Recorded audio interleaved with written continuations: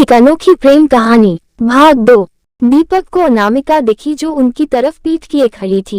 भारी लहंगा जो काफी दूर में फैला था, नागिन जैसे घुंघराले बाल जो अभी पीठ पे झूल रहे थे और चांद की रोशनी में उसका बदन किसी राजकुमारी से कम नहीं था। दीपक हल्के से चिल्ला पड़ा, ये तो चुड़ैल है भाई, सुना है पहले सुंदर बनती है फिर खा जाती है।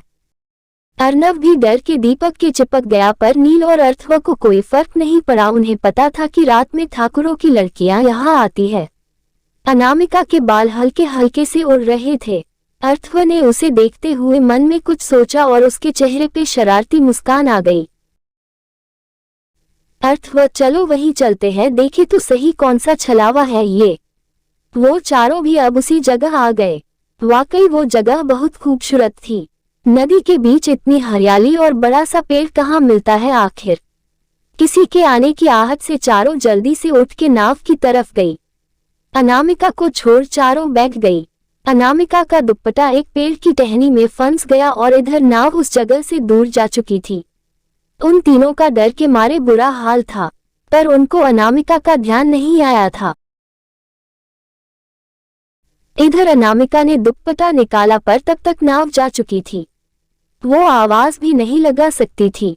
अर्थव ने उन तीनों को वहीं रुकने का कहा और खुद बरगद के पेड़ की तरफ बढ़ा।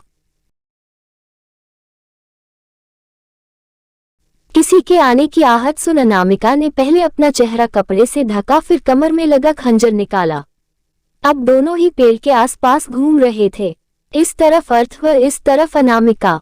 अनामिका जब एक चक्कर लगा चुकी तो वो एक जगह खड़ी हो गई और खुद से ही बोली, कोई नहीं है चलो।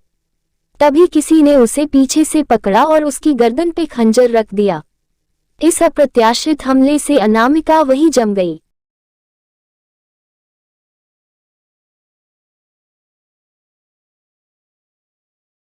अर्थव का चेहरा इसके कंधे के पास था और एक हाथ अनामिका की कमर पे।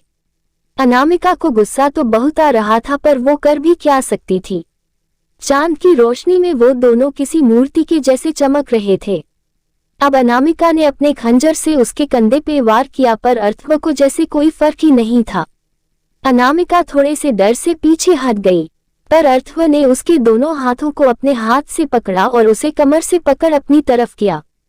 अब बस अनामिका की सुरमई आंखें दिख रही थी, जिनमें खौफ तो बिल्कुल नहीं था, पर रोष जरूर था।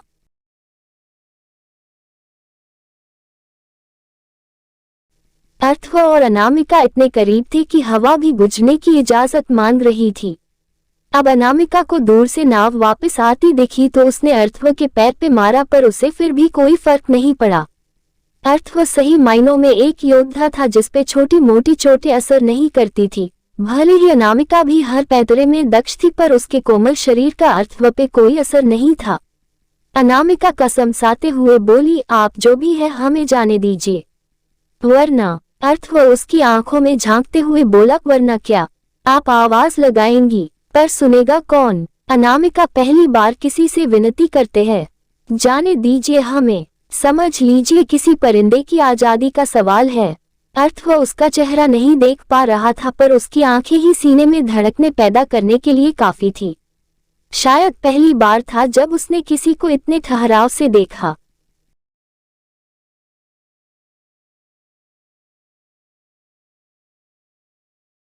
अर्थव उसे देखता रहा। जब नाव किनारे पे आ गई तो अनामिका को उसने एक झटके के साथ छोड़ दिया।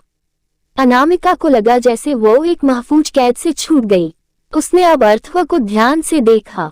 हल्की भूरी आंखें, सुर्ख होंठ, गोरा बदन, गठीला शरीर जो जैकेट से भी नहीं छुप रहा। जीन्स और रजवाड़ी शूज में वो कमाल लग रहा था। कोई और होती तो शायद पिघल ही गई होती। अर्थव, आपको जाना था ना? अनामिका वर्तमान में लौटी और बिना अर्थव को देखे अपने लहंगे को संभालते हुए नाव में बैठ गई। अर्थव उसे जाते हुए देखता रहा।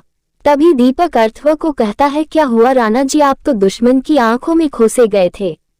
अर्थव, चुप करो यार, मैं जिस काम के लिए आए हैं उस पर ध्यान दो। वैसे ये नील कहाँ गया? नील यार अर्थव, जो लड़कियां अभी आई थी उसमें से एक मुझे भी पसंद आ गई और तुझे तो मिल ही गई। वो खंजर वाली बड़ी खतरनाक थी यार। अर्थवा दुश्मन से इश्क लड़ना तेरे लिए हानिकारक हो सकता है, याद है ना सबके पास खंजर है, सीने में उतार देगी। नील अब डरा क्यों रहा है यार, चलो अब चलते हैं। अर्थवा पर पता कैसे चलेगा जो लड़की गायब हुई है वो कहाँ है, कौन उसे लेकर आया है, क्या हुआ है उसके साथ। अर्नव ऐसा करते हैं, रात नदी के पास ही गुजारते हैं, कल देखते हैं क्या होता है।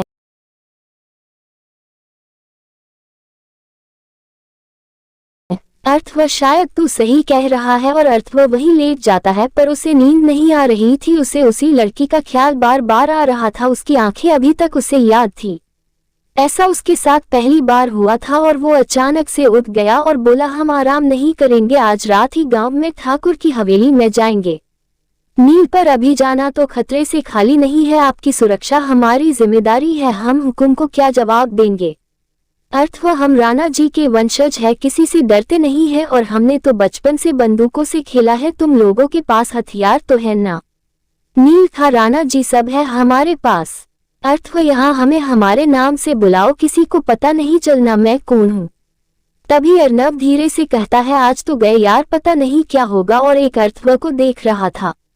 अर्थवा अगर इतना ही डर लग रहा है तो आया क्यों हमारे साथ, और फिर तुझे ठाकुर की हवेली में जलपरी से मिलवा दूंगा।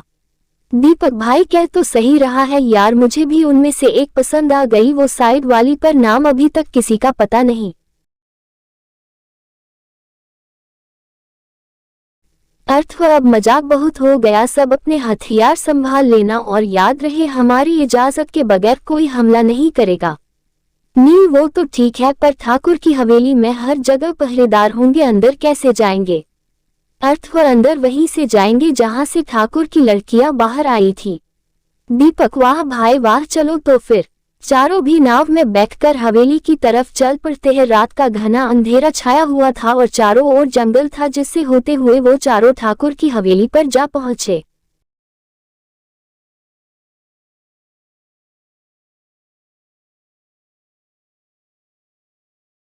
जैसा सोचा था वैसा ही पाया, सब और पहरेदार बंदूकों से लैस खड़े हुए थे, दुश्मन को देखते ही गोली मारने का आदेश था जयसिंह ठाकुर का। तभी अर्थवा सबको कहता है अपनी गन निकाल लो, और अगर जान पर आ जाए तो चला भी देना, ये हमारा हुक्म है, आगे हम देख लेंगे। हम सब पीछे के दरवाजे से हवेली में जाएंगे।